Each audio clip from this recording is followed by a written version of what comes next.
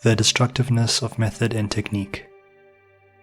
A human wishes to learn a skill, or improve a skill, or attain realization. He hires an instructor or a coach. Why does he do this? Why would he not? After all, a human does what other humans do. A human's behavior is created by what he sees, what he hears, and what he is repeatedly told, where he repeatedly lives. He has no choice in the matter. He has never had a choice.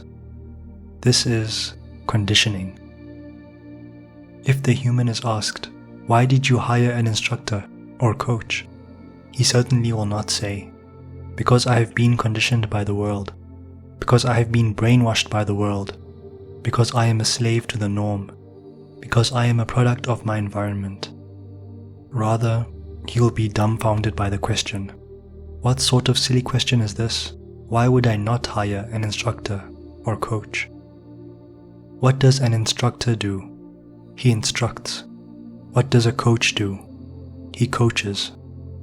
Therein lies the fundamental problem.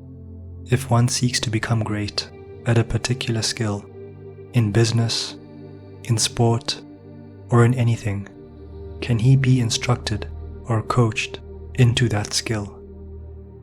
It is an innocent question, and not a leading one. It is a question for a human to ask himself and explore himself. One of the human's most catastrophic diseases is opinion and belief. Why shall any sensible human resort to wayward and insignificant things such as opinion and belief, when he has the ability to consult the evidence? What does the evidence show? Pie charts, graphs, statistics, theorems, and intricate analyses are not required. One needs only a basic intellect, a pair of eyes, and a pair of ears. How many instructors are there? How many coaches are there? One may make it easier upon himself. How many coaches has the human himself hired? How many instructors has the human himself hired? The same goes for humans they may know, who have hired instructors and coaches. Did the instruction work? Did the coaching work? If the human deems that it did, if the human deems that instruction and coaching made him great, then he would be silly to abandon it. And therefore, the remainder of this discourse is not for him. He may now leave. How does an instructor instruct? How does a coach coach? Prescriptions, how-tos, hacks, methods, and techniques. In the world of professional sports, things have evolved to the point that there are perhaps more coaches than players. This is happening in all domains: business coaches, meditation instructors, vocal coaches, art instructors, golf instructors, baseball hitting coaches, and on and on and on. The coach states how to do. The instructor provides the method. The student attempts the method. The coach watches him perform the method. Then he adjusts him, corrects him, changes this, changes that. Having confronted the student, physically and mentally, in accordance with the proper way and the correct form and technique, the student is no longer a human. He has become a puppet.